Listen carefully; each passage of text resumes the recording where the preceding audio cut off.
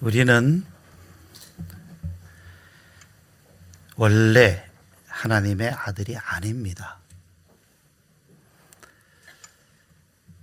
하나님께서 에덴 동산에 아담과 하와를 지으셨습니다. 근데 그 아담과 하와가 하나님을 아버지라고 부르지 않았습니다.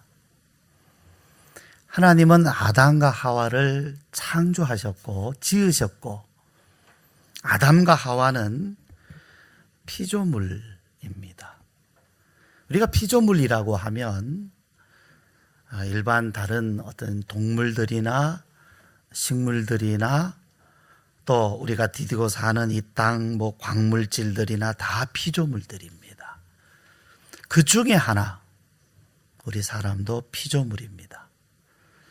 근데 좀 똑똑한 피조물이죠.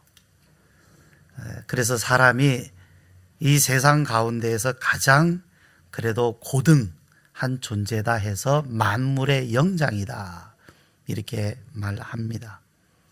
그런데 이런 피조물인 사람이 하나님을 불순종하고 타락했습니다.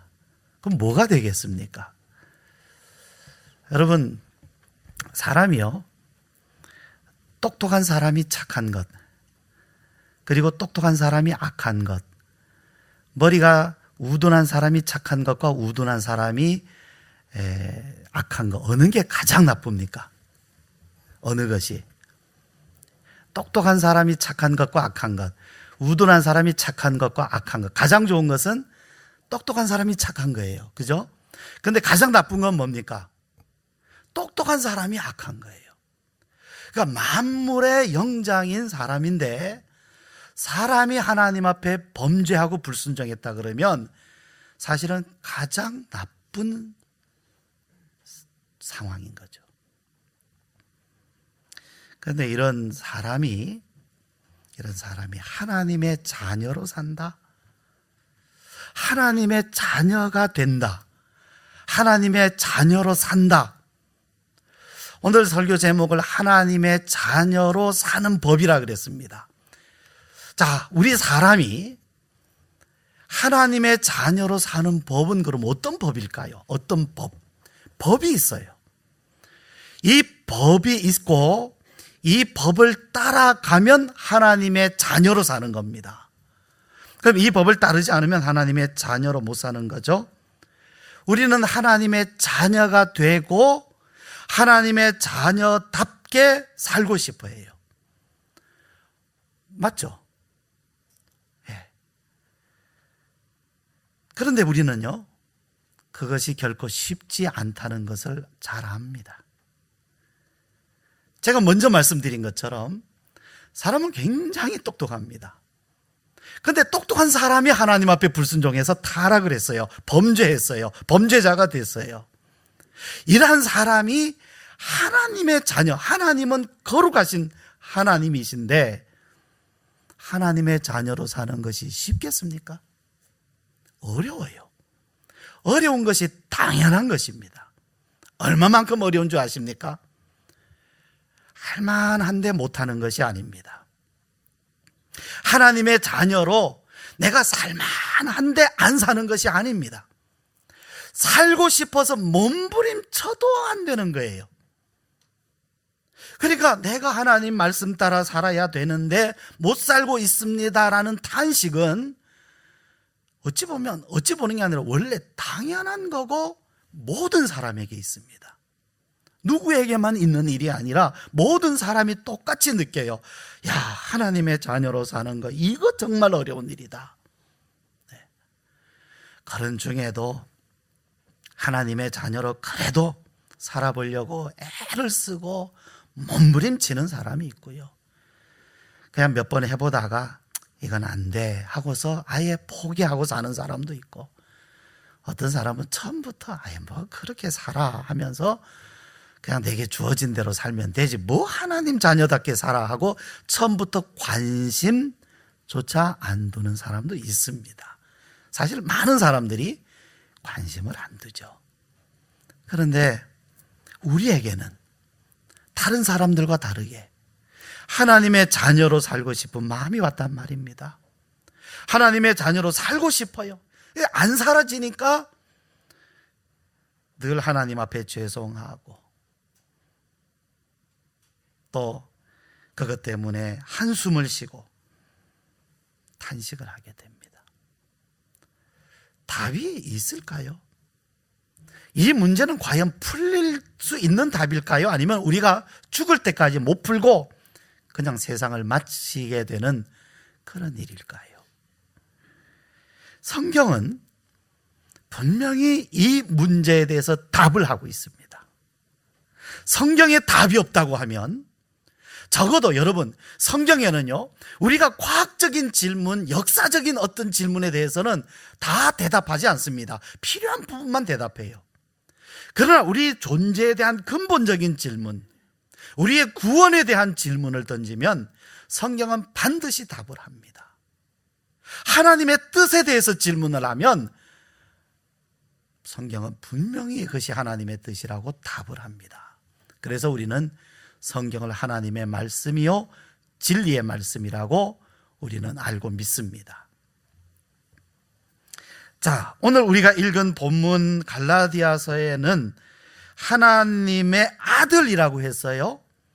아들이라고 했는데 영어 성경을 보면 어떤 데에는 아들이라고 돼 있고 어떤 데에는 자녀 이렇게 돼 있어요. 그냥 일반적으로 자녀들, 아이들이란 뜻이죠. 아이들. 그래서 뭐 사실은 아들만이겠습니까? 딸도 되잖아요. 그래서 제가 일부러 하나님의 자녀라고 이렇게 설교 제목을 정했습니다. 자, 아들이라고 하든 딸이라고 하든 의미는 같아요. 요한복음 1장 12절에는 영접하는 자에게 하나님의 자녀가 되는 권세를 주시다. 거기는 자녀라 이렇게 번역이 되어 있거든요. 그런데 이제 봅시다. 우리 오늘 본문 말씀에서 하나님의 아들의 반대말은 뭘까요? 안 아들? 하나님의 아들의 반대말 딸? 아닙니다. 아들과 딸은 같은 의미예요. 그럼 반대말은 뭘까요? 불신자? 본문에 불신자라고 있어요. 오늘 본문에는 뭐라고 되어 있습니까? 뭐와 대조되어 있습니까? 반대말로 종을 얘기하고 있어요. 종과 아들은 다르다. 물론 반대말이라고 하기에는 조금 무리가 있을지는 모르겠습니다만은 어쨌든 오늘 본문 말씀에서는 종과 아들의 다른 점, 차이점, 정반대의 의미, 그걸 말씀해요. 그런데 어렸을 때에는 비슷하다는 얘기입니다. 아들도 종처럼 지낸다.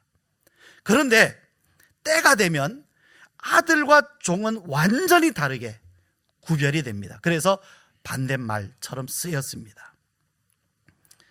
자, 때가 되면 종은 종으로 남습니다. 어렸을 때는 비슷해요. 종이나 아들이나. 그러나 때가 되면 종은 종으로 남아요. 그러나 아들은 어엿한 상속자가 됩니다. 다시 말씀드려요. 종이나 아들이나 어렸을 때는 비슷해요. 너나 내나. 그러나 때가 되면 아들은 상속자가 되고 종은 그냥 종으로 남습니다. 종은 상속자가 아닙니다.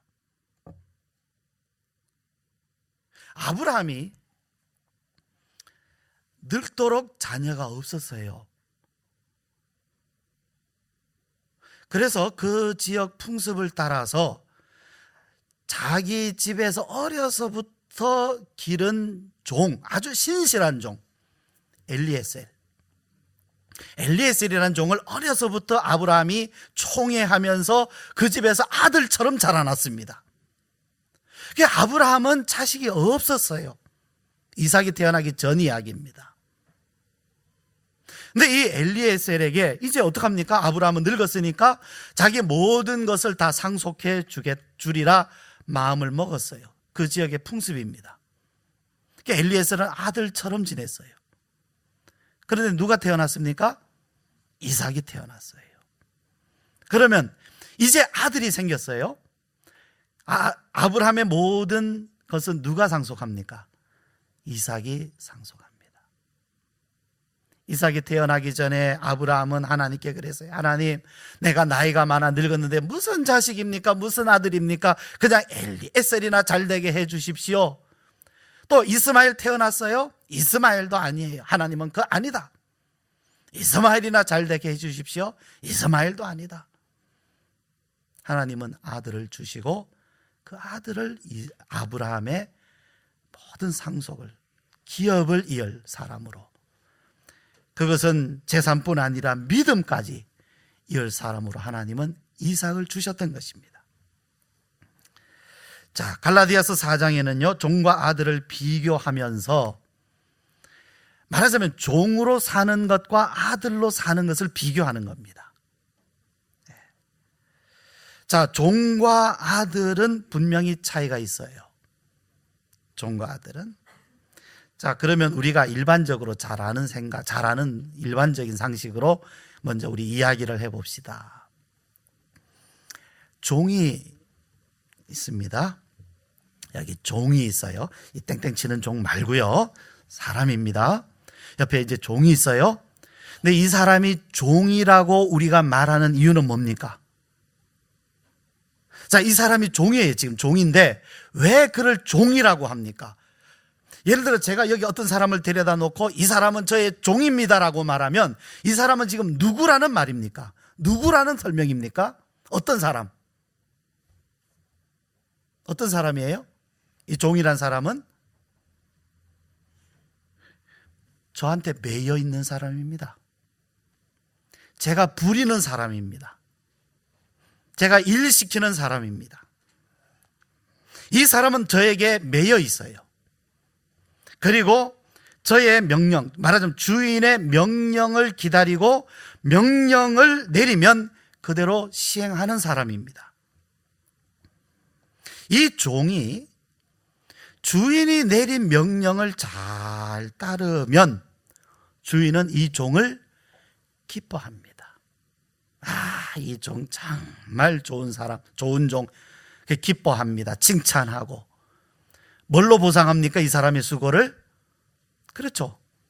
품삯으로, 임금으로 그렇게 이 사람에게 보상을 해주고, 이 사람이 열심히 일한 만큼 이 사람의 생활도 책임을 져줍니다. 먹는 거, 또 자는 거, 이런 걸 다 주인이 책임을 져줍니다. 그렇지만 항상 주인과 종의 관계는 무엇 때문에 이 종을 책임져 줍니까? 주인은 일을 하는 사람이니까, 내 일을 하는 사람이니까. 우리 교회 앞에 구역이 있어요. 이 구역에 아침에 새벽기도 전이나 후, 특히 이제 새벽기도 마칠 때쯤이면 하루 일용직 노동을 하는 사람들이 335 모여 있습니다. 저는 그분들이 모여 있는 장소 몇 군데를 알고 있어요. 거기서 이제 자기들끼리 막 떠들면서 기다려요. 그러면 짙은 색 어떤 그런 봉고차, 스타렉스 같은 이런 차들이 와서 그 사람들을 데리고 갑니다. 어디론가 이제 출발해서 갑니다. 그런데 가끔 보면 그 모여있던 사람들 중에 그 차에 타지 못하고 그냥 발걸음을 되돌리는 사람들이 있습니다. 그럼 보통 그 사람들은 교회 앞에 편의점의 의자에, 바깥 의자에 앉아서 아침부터 술을 마십니다. 왜 그러냐면 그날은 그 사람에게 일이 없기 때문입니다. 아무도 그에게 일을 시키는 사람이 없기 때문입니다. 그 사람이 기술자이지만 오늘은 그가 할 일이 없는 것입니다. 일이 있으면 그 사람을 데리고 갑니다. 그러나 일이 없으면 그 사람 데리고 가지 않습니다. 그 사람에게 일을 맡기는 사람과 그 일을 맡아서 하는 사람의 관계는 일거리입니다. 일거리. 일거리가 있으면 데리고 가요. 일거리가 없으면 안 데리고 갑니다. 아무 상관이 없어요. 일을 맡기는 사람이라도 그가 해야 될 일이 없으면 아무 관계가 없습니다. 그 사람과. 그래서 일을 맡기고 그 일을 하면 품삯을 줍니다. 일이 없으면 아무 관계가 없습니다. 보상도 주어지지 않습니다. 그날의 임금도 없습니다. 이것이 옛날에는 종과 주인의 관계였던 것입니다. 항상 주인과 종은, 주인은 종에게 일을 맡기고 종은 그 일을 함으로 인해서 종이라는 신분이 보장되는 것입니다. 그 종이라는 신분 안에서 생활도 보장이 되고 거기서 삶을 영위하는 것입니다. 자신의 존재의 그런 정체성이 뭐냐 하면 종, 일하는 종이라는 것입니다. 그럼 이번에 우리 자녀에 대해서 이야기를 합시다. 자, 어떤 사람이 옆에 서 있는 아이를 가리키면서 여러분, 이 애가 제 아이입니다, 제 자녀입니다 라고 말합니다. 그러면 이 아이가 저의 자녀라는 것은 뭐를 근거로 하는 겁니까? 누구라는 얘기입니까? 이 아이는 왜 저의 자녀라고 말합니까? 이 아이는 무엇 때문에 내 자녀라고 말합니까? 얘는 내 아들입니다, 얘는 내 딸입니다. 무엇 때문입니까? 무엇을 근거로 합니까? 이 아이를 낳았기 때문이에요. 낳았기 때문, 태어났기 때문입니다. 다른 설명 더 필요합니까? 이 아이가요, 우리나라 최고 명문 대학을 다니고 있습니다. 그래서 제 아들입니다. 맞습니까? 아니에요. 내 아들인데 명문대 다닌다, 이렇게 되는 거죠. 그래서 자랑스럽다. 이 아이가 저희 아이처럼 어렸을 때 저지방 우유를 많이 먹여서 지방대학을 갔습니다. 서울에서 4시간이나 걸려야 갈 수 있는 곳에 가서, 이제 졸업반입니다. 이제 옵니다. 제가 빨리 오라고 지금 서두르고 있습니다. 어려서 너무 저지방 우유 마시면 안 되더라고요. 그래도요, 저는요, 제 아이들을 늘 자랑스럽게 생각을 합니다. 자기가 있는 곳에서 최선을 다하는 사람이 가장 자랑스러운 것 같아요. 그의 간판이나 어떤 이런 것보다도, 실력, 능력보다도 부족하면 부족한 대로, 어려우면 어려운 대로 자신의 위치에서 최선을 다한다면 그게 가장 자랑스러운 것 같습니다. 그런데 이 아이가 그러면 지방대 다닌다고 해서 제 아이가 아닙니까? 이 아이가 어느 학교를 다니느냐와 상관없어요. 어느 직장을 다니느냐도 상관없어요. 이 아이는 단순한 이유 하나입니다. 내가 낳았기 때문입니다. 그래서 사랑합니다. 언제까지 갑니까? 저와 이 아이의 관계, 부모와 자녀의 관계는 언제까지 갑니까? 죽으면 끝납니까, 여러분? 여러분, 죽으면 끝나요, 그 관계가? 엄밀하게 말하면 죽어도 안 끝나는 것 같아요. 자, 여러분, 이 아이가 부모를 위해서 특별한 어떤 일을 하지 않아도, 물론 자녀라고 하면 부모의 일을 기꺼이 하겠지요. 안 하진 않겠죠. 그러나 일을 하든 안 하든 일과 상관없이 이 아이는 자녀입니다. 여러분, 우리가 풀고 싶어하는 단추는 여기에 있어요. 우리가 하나님의 자녀로 사는 법이라고 하면 우리는 어떻게 살아야 하느냐라고 질문을 합니다. 무엇을 해야 되느냐라는 질문을 합니다. 그런데 성경의 답은 뭐냐 하면 하나님의 아들로 태어나는 것이다. 태어나야 된다. 새 생명으로 태어나야 된다고 성경은 대답합니다. 여러분, 종으로 살면서 자녀가 되는 것 아닙니다. 종으로 살다 보면 어느 날 자녀가 되는가? 안 됩니다. 종으로서 특별히 어떤 일을 잘해도 자녀가 되진 않습니다. 자녀는 단순한 이유입니다.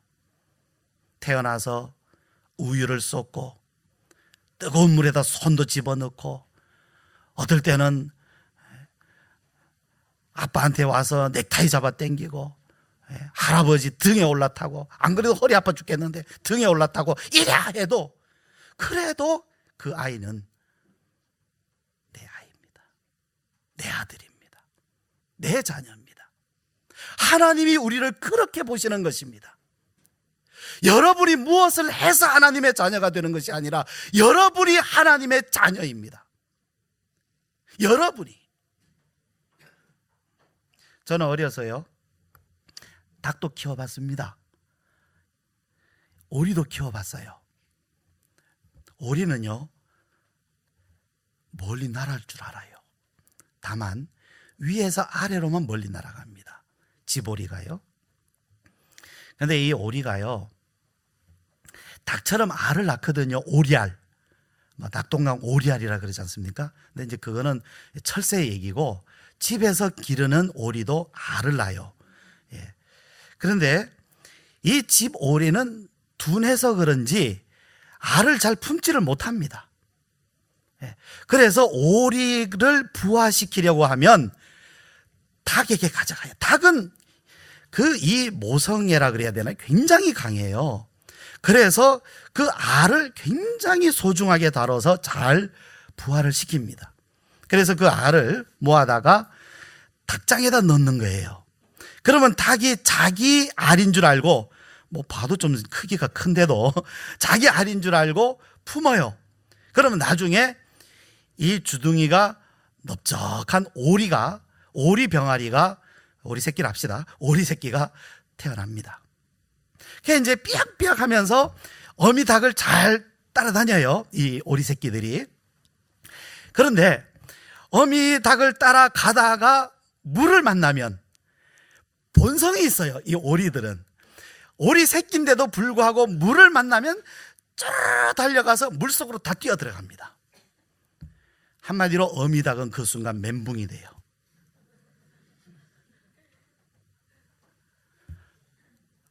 자기가 낳은 병아리들이 다 물에 빠져 죽는 줄 알고 난리가 납니다. 꼭꼭꼭꼭 하면서, 너네들 어떡하려고 물에 들어가느냐고, 물은 들어가면 안 되는 데라고 막 꼭꼭대고 난리가 납니다. 그렇지만 이 오리 새끼들은요, 물에 들어가서 즐겁게 물에 떠요, 오리는. 그리고 물갈퀴가 있어요. 헤엄을 치면서 자기들끼리 놉니다. 그러면 어미닭은 밖에서 그냥 콕콕콕콕 대면서 나올 때까지 기다려요. 그리고 또 그 물에서 나오면 또 자기 새끼인 줄 알고 데리고 갑니다. 여러분, 오리처럼 살려면, 닭이 오리처럼 살려면 뭐 해야 됩니까? 안 됩니다. 오리로 태어나야 됩니다. 닭은 닭이요, 오리는 오리입니다. 그런데요, 우리는 누굽니까? 사람입니다. 사람이 하나님의 아들로 살아요. 왜 어려운지 이유는 분명합니다. 어려운 정도가 아니라 안 되게 되어 있는 겁니다. 처음부터.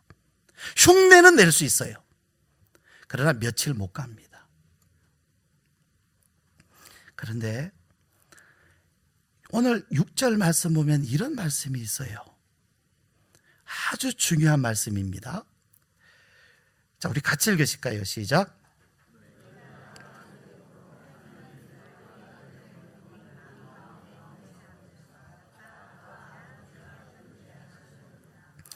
자, 하나님이 우리 사람을, 이거는 다른 짐승이나 다른 어떤 피조물에게도 이런 일을 하신 적이 없어요. 그런데 우리의 유일한 이 사람은, 그것도 하나님 앞에 범죄해서 타락한 사람인데도 이 사람을 하나님의 자녀로 삼으시려고 하나님은 우리 사람들이 하나님의 자녀로 태어나는 길을 열어주셨어요. 길을 열어주셨어요. 누가? 하나님이. 우리 사람을 만드신 분이 길을 열어주셨으니까 이 길은 아무도 닫을 수 없습니다. 하나님이 닫지 않으시는 이상 이 길은 열려 있어요. 어떤 길이냐면, 우리 사람에게 하나님의 영을 부어주셔서, 하나님의 생명을 우리 안에 넣어주셔서 우리로 하여금 하나님의 자녀로 태어나게 하시는 것입니다. 우리가 비록 육신으로는 사람으로 태어났지만 우리의 영혼은 하나님의 자녀로 다시금 태어나게 하셔서 하나님의 자녀로 살게 하시는 법을 하나님이 만드셨어요. 하나님이 이 법을 만드신 것입니다. 이 법은 하나님의 법입니다. 그럼 어떤 길을 어떻게 여셨느냐? 좀 더 구체적으로 4절 5절이잖아요. 이것을 위해서 때가 참에 하나님이 그 아들을 보내사 여자에게서 나게 하시고 율법 아래에 나게 하신 것은, 율법 아래에, 즉 육신으로 사는 우리를 얘기합니다. 율법 아래, 피조물, 율법 아래 태어나서 육신으로 태어난 사람이 온갖 명령, 의무 조항만 있는 사람, 이 사람들 하나님의 뜻으로 하나님의 자녀로 살고 싶어도 명령은 있어요. 하나님의 자녀답게 살아라 명령은 있지만 살지 못하는 사람들, 그것 때문에 단식하는 사람들을 위하여서 뭐라고요? 예수 그리스도를 보내주셔서 속량하셨다. 속량, 풀어주셨다. 그리고 우리로 아들의 명분을 얻게 하셨다. 자, 과거, 현재, 미래 중에서 이 4절 5절은 과거입니까? 현재입니까? 미래입니까? 이것은 완성된 것입니다. 이미 하신 것이에요. 역사 안에 하나님은 이 일을 이루신 것입니다.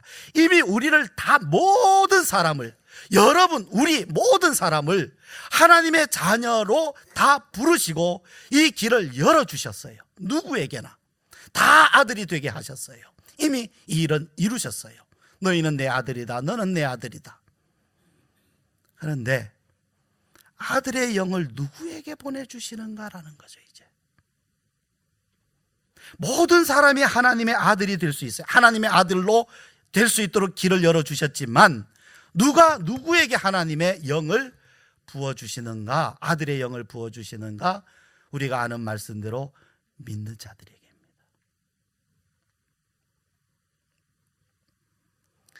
우리가 하나님의 자녀가 되고 자녀로 살기 위하여 반드시 일어나야 할 일은 하나님께서 우리의 마음에 아들의 영을 보내어 주시는 일입니다.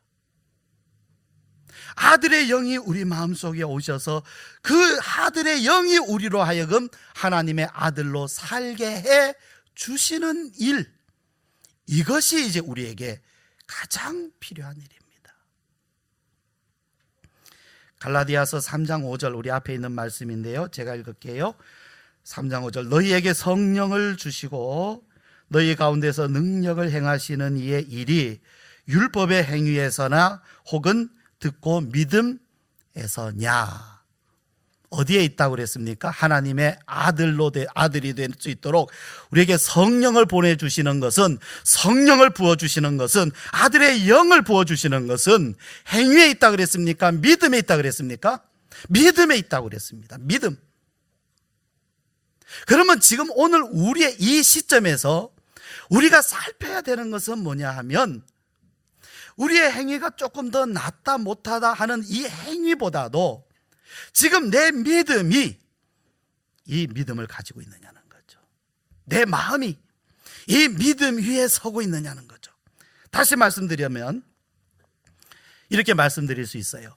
사도행전 19장 말씀에 보면 바울이 에베소에 왔을 때 그곳에 있는 제자들에게 물었습니다. 너희가 믿을 때에 성령을 받았느냐? 너희가 믿을 때에 성령을 받았느냐? 우리가 하나님의 아들을 진실이 믿는 증거는 뭐냐 하면 성령입니다.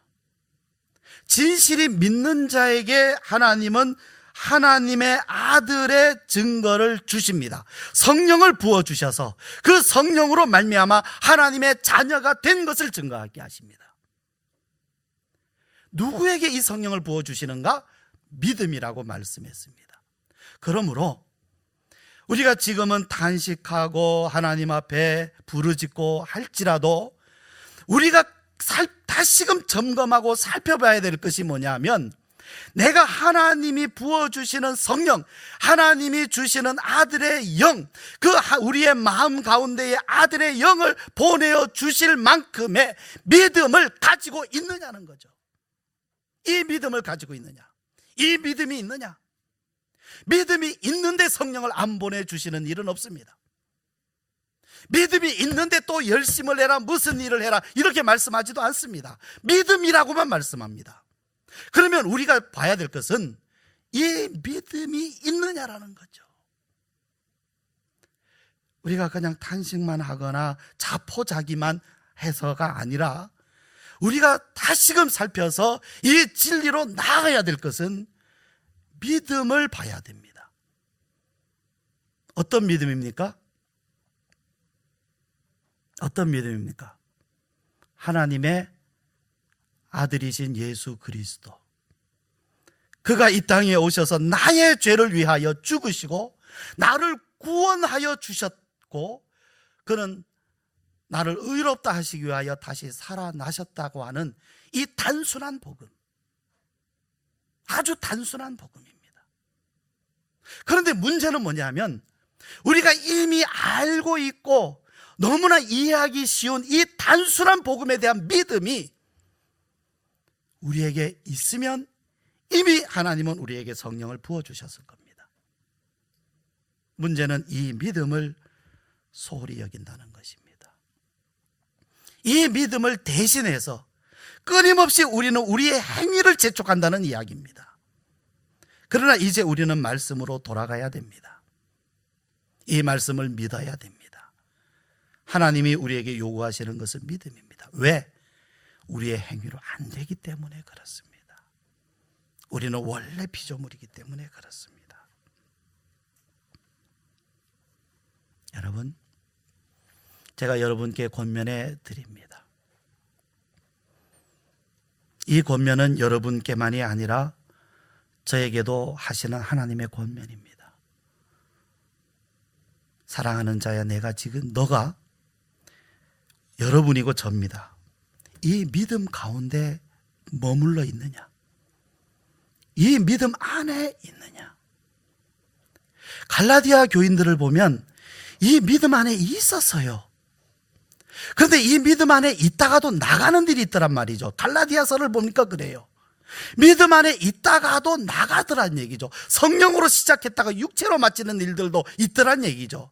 그러니까 내가 믿어서 성령을 경험하고 하나님을 내 아버지라 불렀다, 하나님을 그렇게 부르짖었다 할지라도 계속해서 이 믿음 안에 있어야 계속해서 아들의 영이 역사하는 것입니다.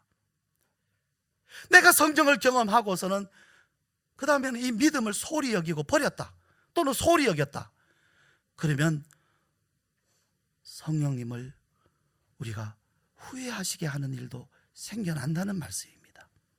그래서 이 시간 우리가 믿음이 없어서가 아니라 믿음이 있기 때문에 더 권면하는 것입니다. 이 믿음 안에 지금 있느냐? 이 믿음을 지금 간직하고 있느냐? 이 믿음 안에 머물러 있느냐?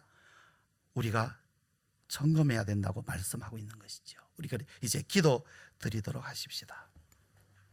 오직 우리 안에서 하나님의 아들의 영이 오셔서 역사하시기를 바랍니다. 아들의 영이 오셔서 우리로 하여금 하나님의 자녀로 살게 해 주시기를 원합니다. 성령을 풍성히 부어 주시기를 우리 기도합시다. 우리 함께 기도합니다.